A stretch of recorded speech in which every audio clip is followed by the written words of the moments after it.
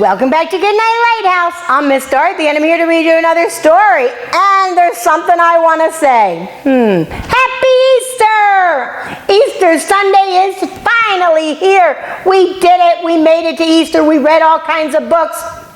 Now we've got our Easter eggs, and we had the Easter bunny come, and we went on Easter egg hunts and got candy and did all the fun things you do on Easter. And it got me thinking, what does everybody do on Easter Sunday? I know what I do. I get up and we have Easter eggs, and then I go to church, and I remember that Easter is all about Jesus.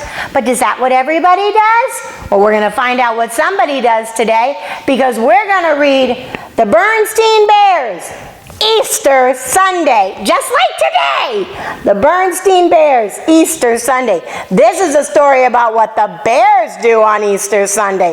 That's something I want to know, because I don't know if that little cub is ready to think about Jesus on Easter Sunday, or if she's just thinking about candy. But we're going to find out when we get into this book. So are you ready to get into this Easter Sunday book on Easter Sunday? Good. I need you to sit up and listen up, because here we go.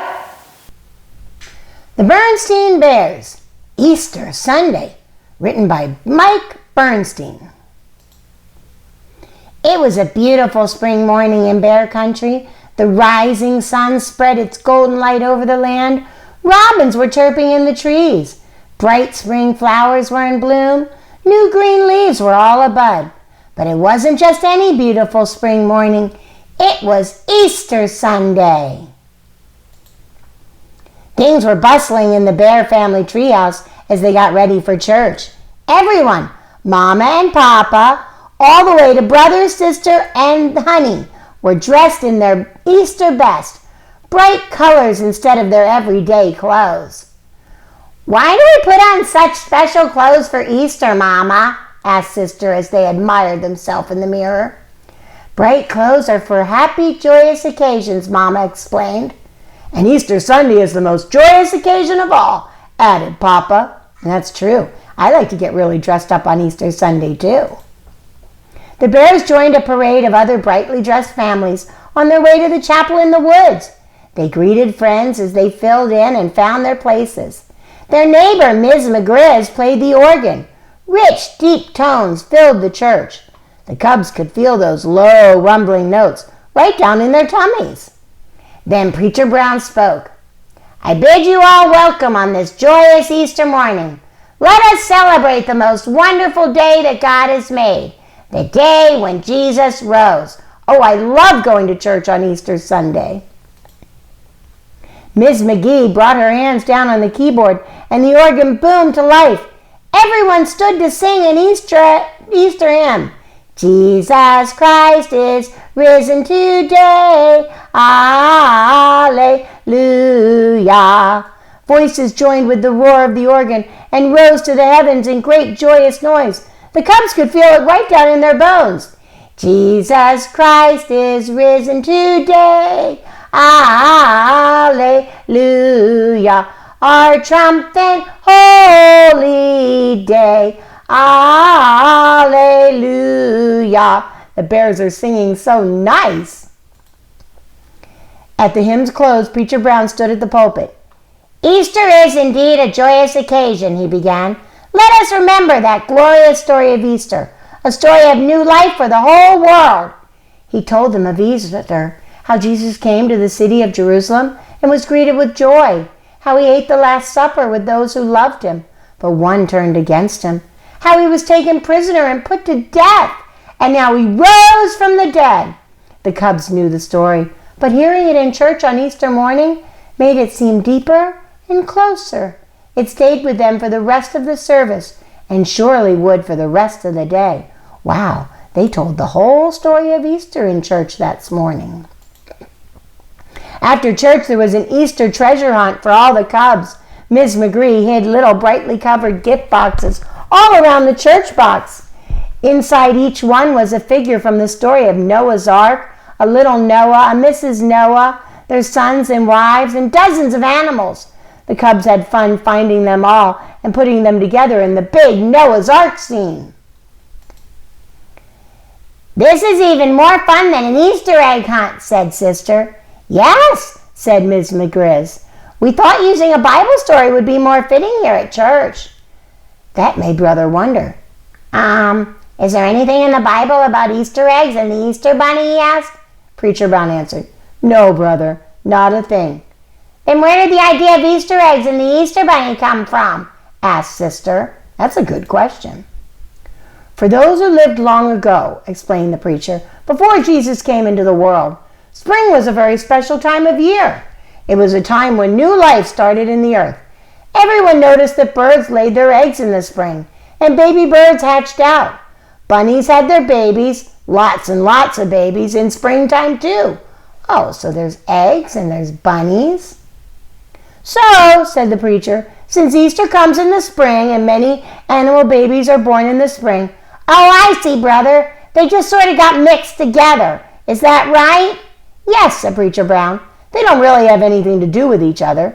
They just happen to come at the same time of year, and both have to do with new life.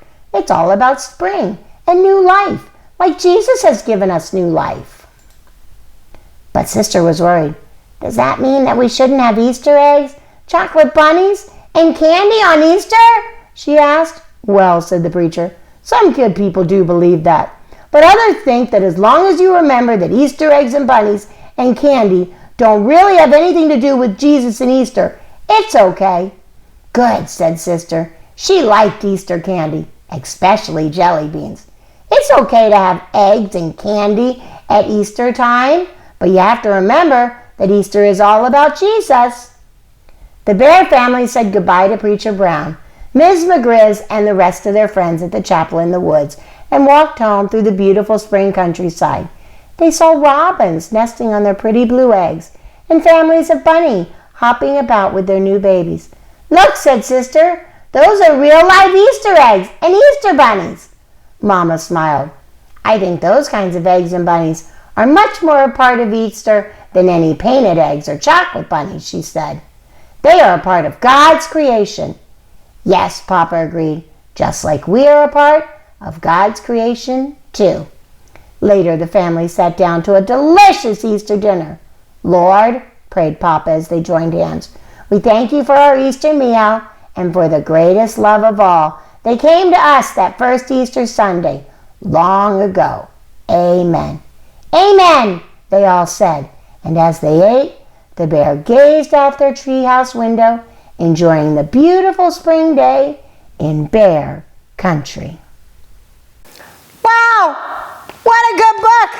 Did you see that? Did you see everything that happened in that book? Those cubs learned a big lesson about Easter Sunday and what it's all about. Now, they had fun. They had the Easter Bunny come, and they went on an Easter egg hunt, and they had lots of candy, and they spent time with their family, and they did really great things. But they went to church, and they heard about Jesus, and they realized that that's what Easter was all about.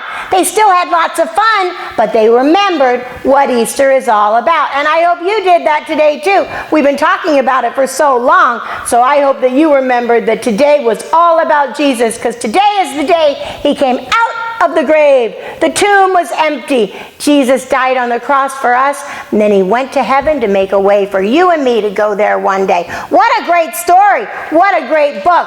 What a great lesson for the cubs and for us. I'm so glad this is how we ended our Easter Sunday. You and me talking about Jesus. That's what's really important. And I'm so glad you came here to hear this on Easter Sunday. Now, I don't know if you're done with all your eggs, and I don't know, I hope you haven't eaten all your candy. I hope you saved a little bit for tomorrow. But whatever you do for the rest of the day, whatever you do tonight, when you lay your head down on your pillow to go to sleep, just thank God for this special, special Easter Sunday, because that's what it's all about. And I hope you'll remember that. And tomorrow, whatever you decide to do with your eggs and your candy and your day, whatever you do, Mom and Dad are going to come along, and whatever they say, obey, and obey right away. And then come back and see Miss Dorothy, because Easter may be behind us, but there's so much more in front of us, and I'm going to be sitting right here, ready to read another book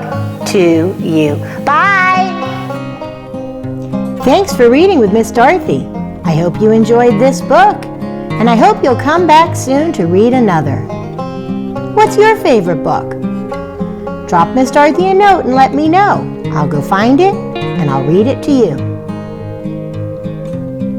Be sure to subscribe, like, and share. I'll see you soon.